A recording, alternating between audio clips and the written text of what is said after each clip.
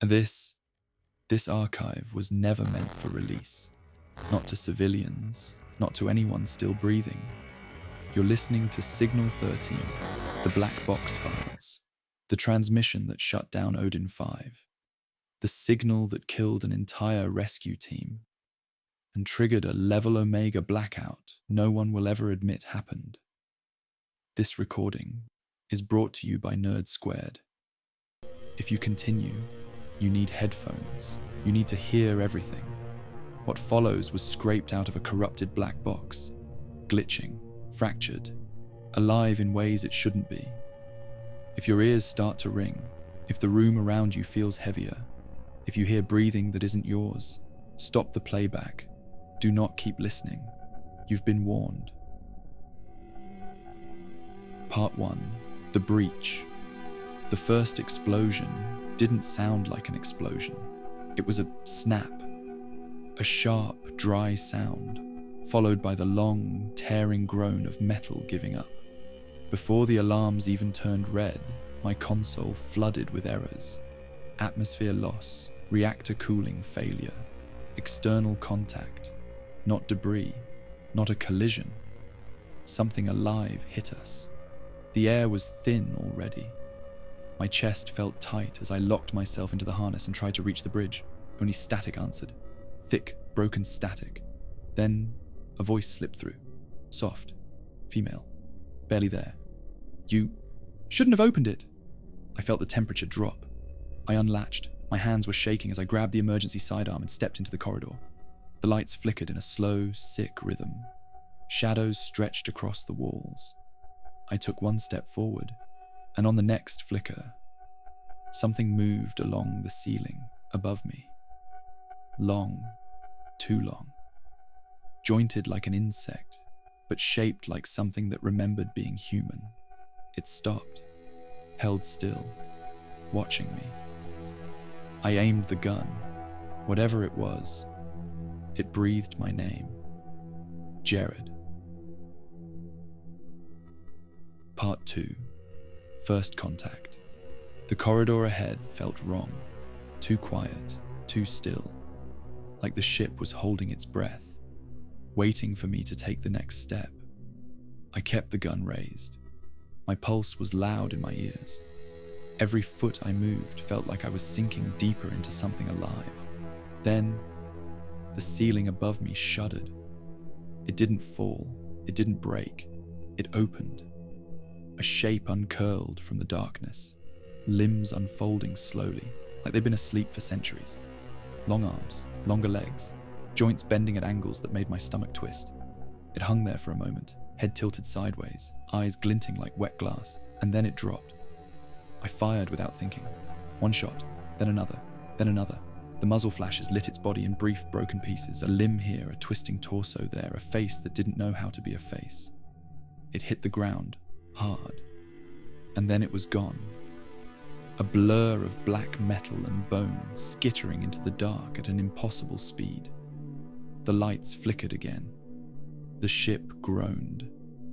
A deep, rolling tremor moved through the hull, like something enormous had pressed its weight against us from outside. I looked toward the viewport. The stars shifted. Not because we moved, because something moved between us and them. A sphere, black, perfectly smooth, as large as a moon. It drifted closer, slow, silent, patient. A single red glow opened on its surface. A perfect circle pulsing like a colossal heart. Then the whisper came back, but this time, the tremble was gone. It found you. I didn't breathe. I didn't blink. The ceiling above me cracked again, and something started crawling down. Part 3. The thing in the ceiling. I didn't dare look away from the crack above me. Metal bent inward, dust drifting down like falling ash. The ceiling straining under something heavy, something that moved with purpose. The crack widened, slow at first, then splitting open with a long, grinding sound that felt too much like bone scraping bone. A limb slipped through, Not an arm, not a leg, something in between. Long, thin, jointed wrong, each segment flexing like a centipede's spine, ending in a hooked point that dragged along the floor and carved a shallow groove. Another limb, then a third. It lowered itself from the ceiling by those limbs, unfolding piece by piece, like a spider peeling out of its nest, and when its head finally dropped into view, I froze. Because it was trying, failing, but trying to look human. Skin that wasn't skin, more like melted glass stretched over muscle. A face forming, breaking, forming again. Features melting as fast as they appeared. Its jaw unhinged twice before settling into a crooked angle. Its cheeks twitched as if learning how to imitate expression. And then, in a voice that mirrored my own, broken, distorted, dragged through static and blood, it whispered, "Help me!" My stomach sank. My grip tightened. Fear tried to rise, but instinct shoved it down. I raised the weapon. It lunged. I fired point blank. The muzzle flash lit its entire body, a twisted cathedral of bones and wires, and it shrieked with a sound that rattled the lights overhead. It fell, hard, limbs thrashing across the deck, metal panels denting with every impact. The ship groaned in response, a deep, resonant shiver that moved through the floor and up through my spine. And then, everything pitched sideways. A shockwave slammed the corridor. The hull screamed. The air howled as a vent line ruptured behind me. I grabbed a railing, fingertips numb instantly, my body dragging toward the breach. The creature wasn't fighting the pull. It let the rushing air take it. Limbs stretching, body twisting, that awful half-formed face smiling at me in perfect, unbreakable calm. Right before it was sucked out into the void, it spoke again. But not with my voice, not the broken mimic. This time, the whisper was smooth, confident, female. "This ship is not yours anymore." The emergency blast doors slammed shut, and I dropped to the floor in sudden, suffocating silence. Darkness swallowed the corridor, and from somewhere inside that darkness, something new began to breathe, slow, deep, bigger than the one I'd just lost to space. Not one monster, not two. Something else was here, something waiting.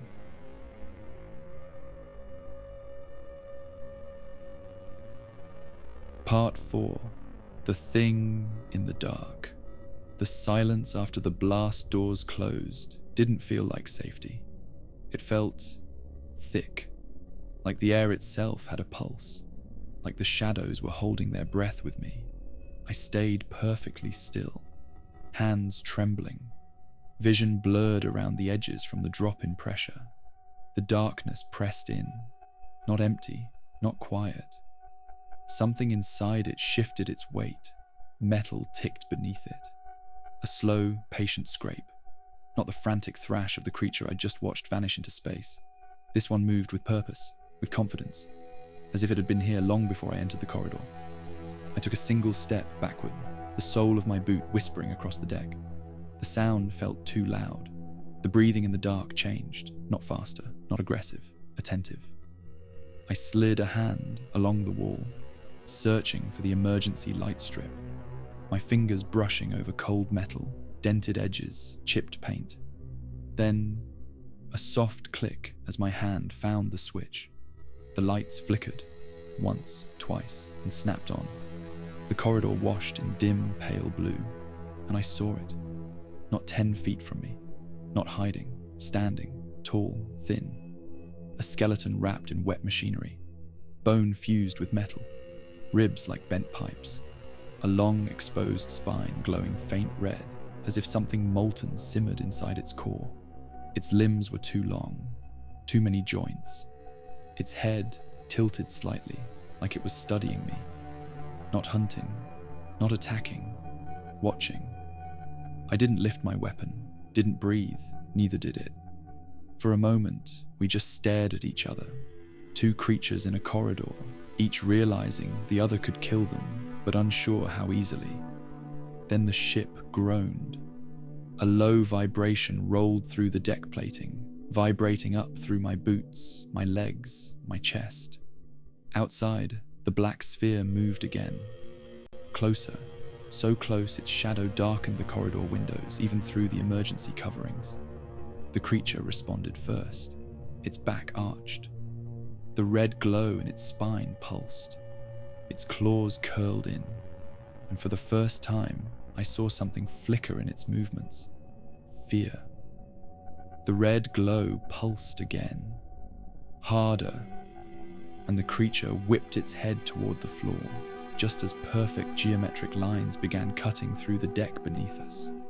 The metal wasn't breaking.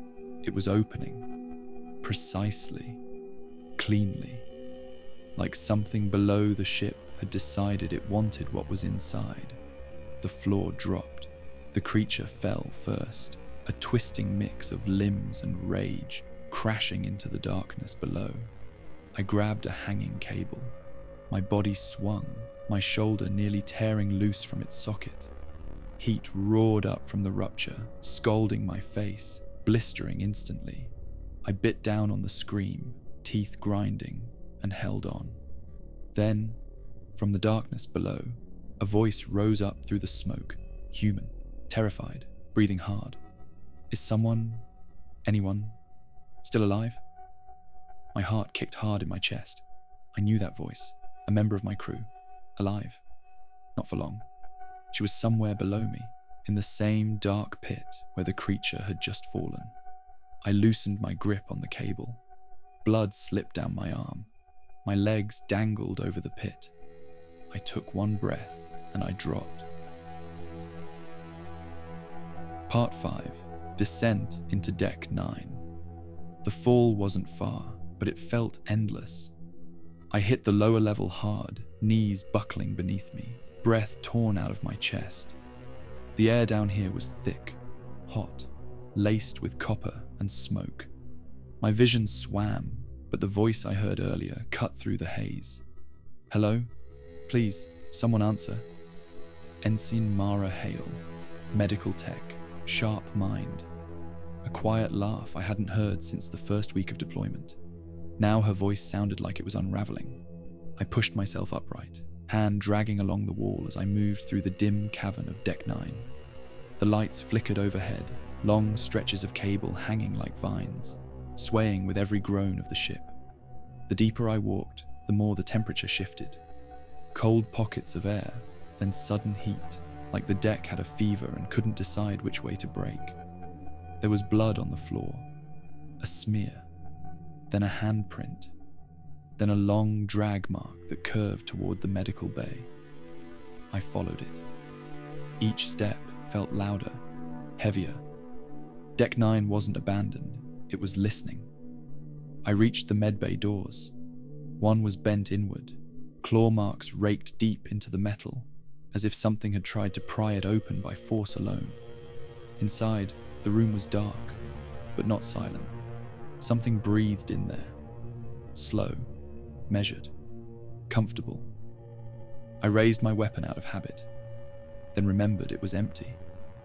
All I had was the pry bar strapped to my arm. Cold, heavy, a tool meant for stubborn metal, not living monsters. I pressed a hand against the medbay panel. Dead. The manual override was destroyed. The only way in was the auxiliary crawl hatch, a narrow passageway just above the floor. I crouched, lifted the hatch. Warm air spilled out, unmistakably warm, human warm, creature warm. I lowered myself into the crawl space. The metal scraped across my shoulders, my elbows, my back. The shaft felt too tight, as if the ship itself had shrunk just to keep me here. Halfway in, I stopped. A sound rose up from below, directly beneath me, separated by only a thin floor panel. An exhale, slow, wet, curious. It shifted its weight. The panel bowed upward, a perfect impression of a skull pushing against it, as if smelling through the metal.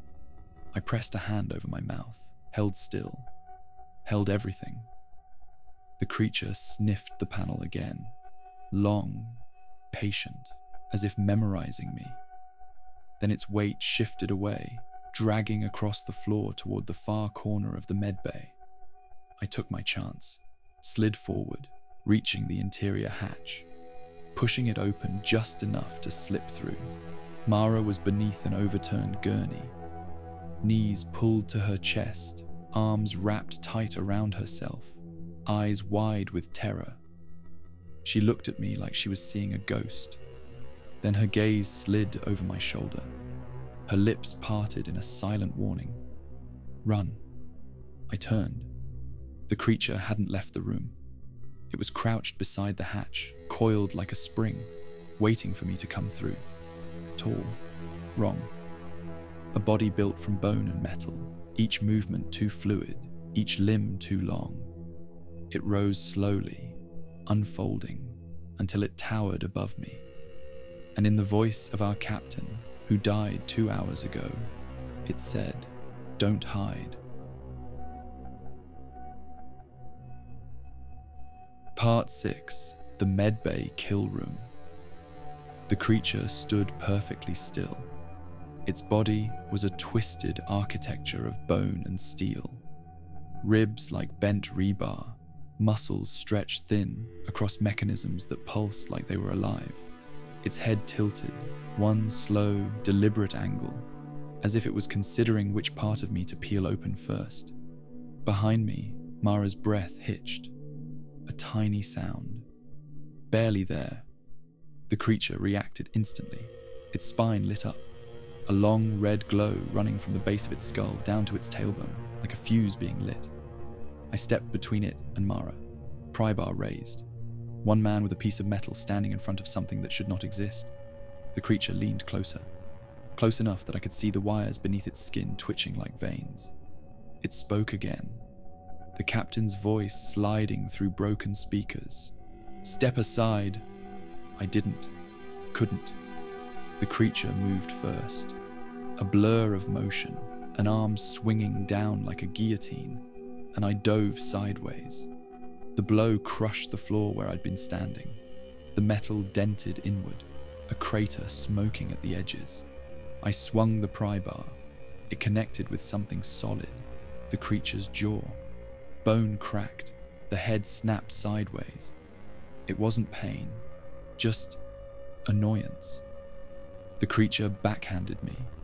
A single, effortless sweep that threw me across the room and into a medical cabinet.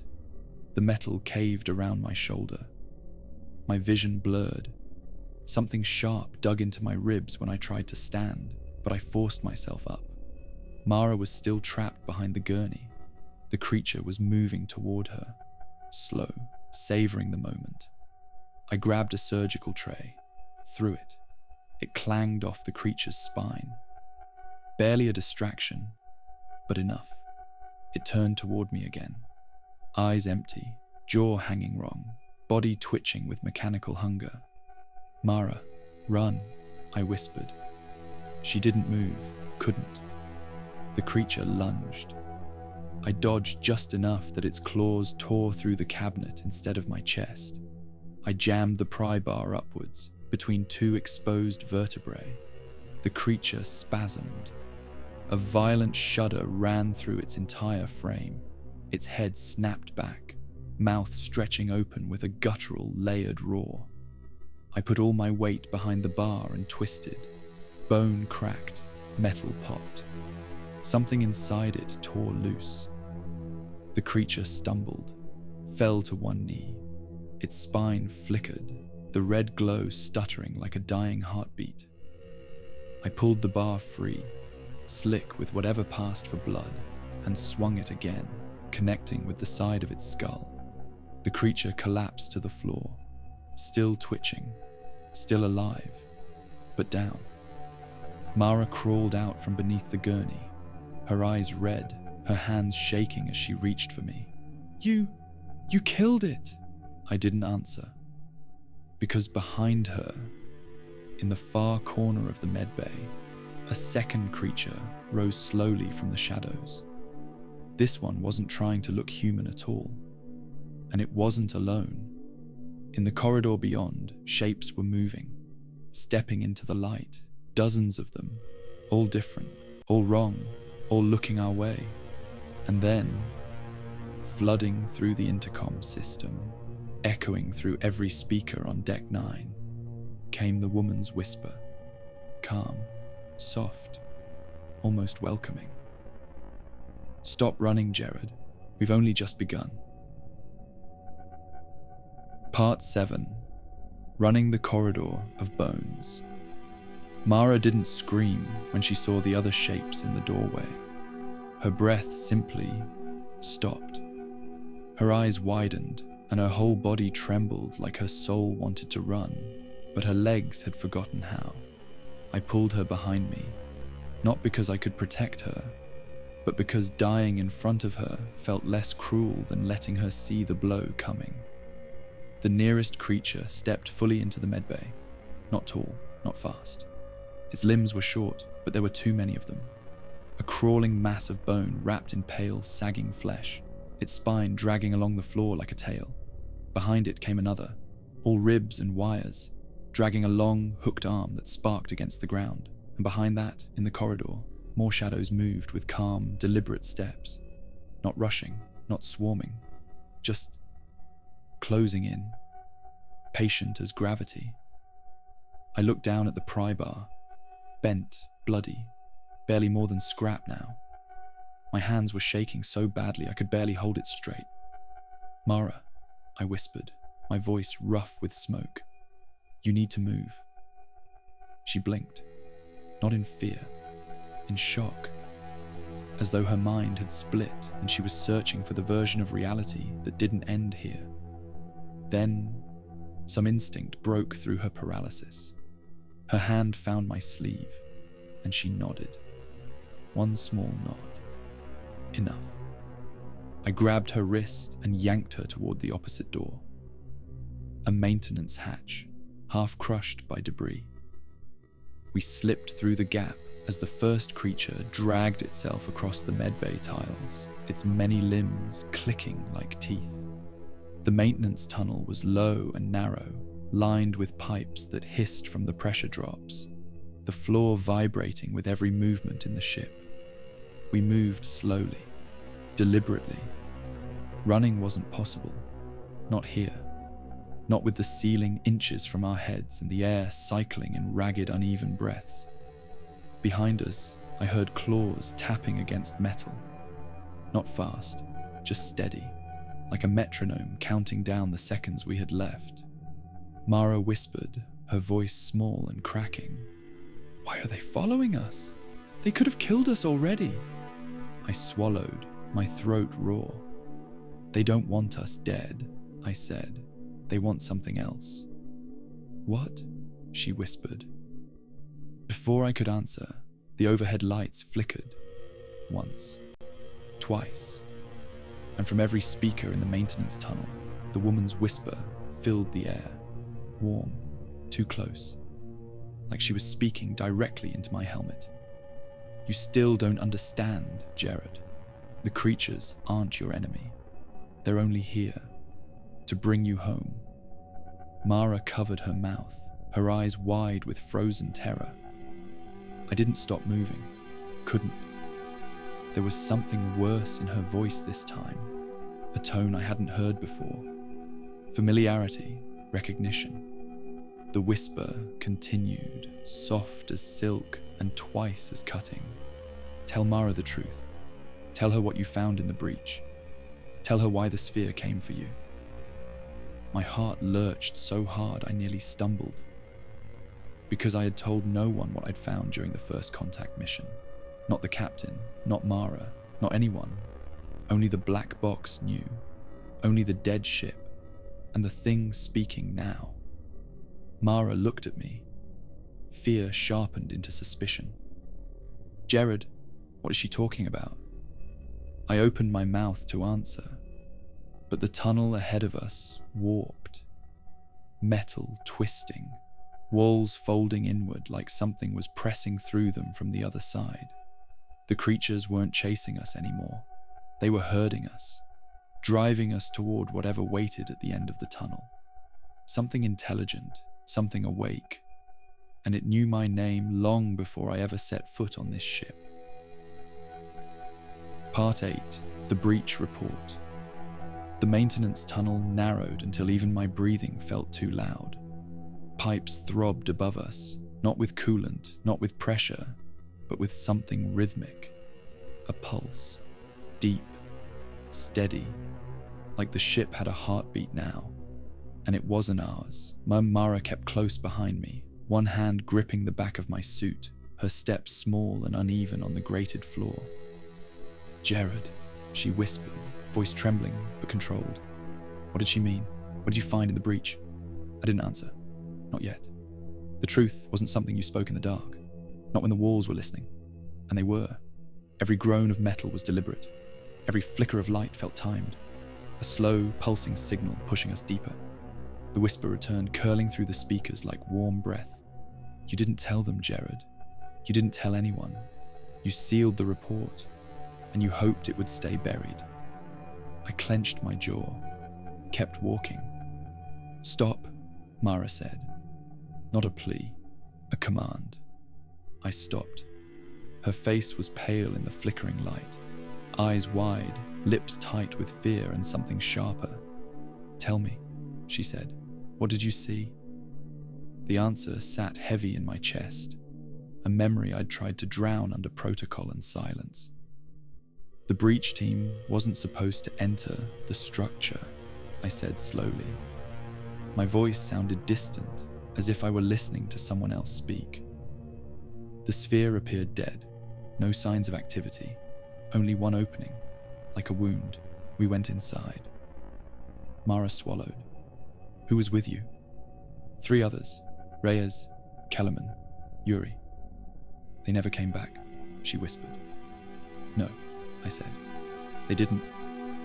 The tunnel around us shuddered, dust falling from the ceiling, the pulse in the walls quickening, as if the ship itself remembered too. The whisper hummed, a soft, almost affectionate sound. "Tell her what you found in the core chamber." My breath slowed, dragged, thick with memory. "In the center of the sphere," I said, "we found a shape, suspended, wrapped in wires, alive but not awake." "What shape?" Mara whispered. I met her eyes. A human one. The tunnel went silent. No pulse, no groan, nothing. Just her ragged breathing and my own heartbeat pounding in my ears. Mara shook her head. "That's not possible."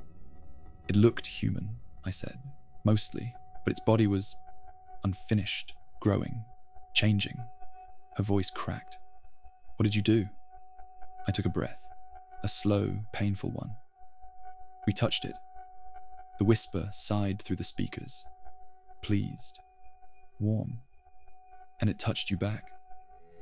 Mara staggered away from me, back pressing to the tunnel wall, eyes fixed on me like I was shifting into something else.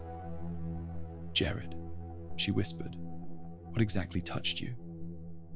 I opened my mouth, but the tunnel lights snapped off all at once. Total darkness. Then, beneath us, the floor began to move, not buckling, not breaking, opening. A perfect circle widening beneath our feet. And from the widening gulf, a familiar red glow rose upward. Slow, steady, like the heartbeat of something enormous waiting just below. The whisper returned, close enough to feel warm on my ear. "Come home, Jared. You were the first to hear me. You belong to the signal." Mara reached for me blindly in the dark. "Jared, what did you bring back from the sphere?" I didn't answer. Couldn't. Because the truth wasn't in my memory anymore. It was inside my blood. Part 9. The Red Awakening. The tunnel didn't shudder. It detonated. A blast tore through the metal behind us.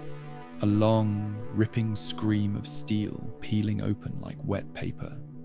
Something slammed into the corridor at full speed. A creature, all jagged limbs and exposed ribs, skidding across the grated floor in a spray of sparks before it rose, twisted, and charged straight at us. I grabbed Mara and shoved her aside as its claws sliced through the air, missing her face by inches. The impact shook the entire deck, pipes bursting overhead in showers of boiling steam. Another creature crashed down through the ceiling. Then another. The tunnel was filling with them, dropping like wolves onto a dying animal. I swung the pry bar. Metal met bone. Something broke. Maybe its jaw, maybe my wrist. I didn't have time to check. The thing shrieked, a sound that vibrated in my teeth, and lunged again. Mara dragged me backwards, boots slipping on the grated floor. The two of us barely staying ahead of the claws ripping holes in the walls behind us.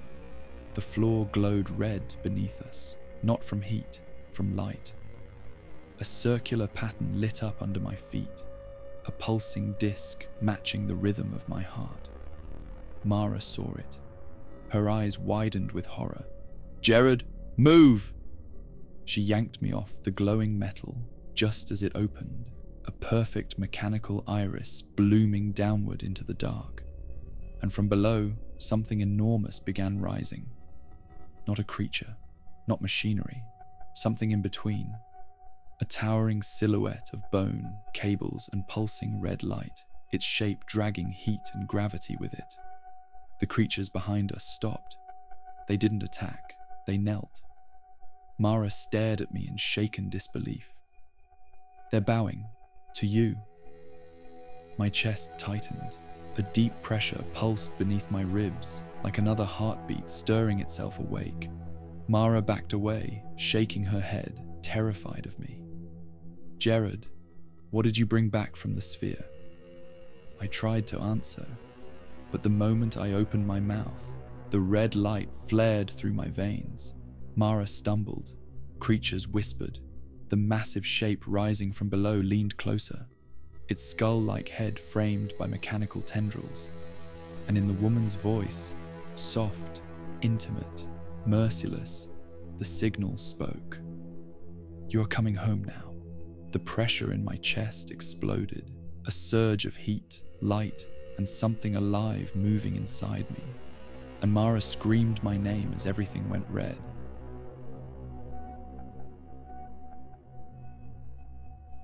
End of recovered segment from Signal 13, the Black Box Files. Further playback is restricted under Omega Protocol. This file was restored and leaked by Nerd Squared. If you're still here, if you heard everything, then the signal already knows your voice. The next file will find you soon.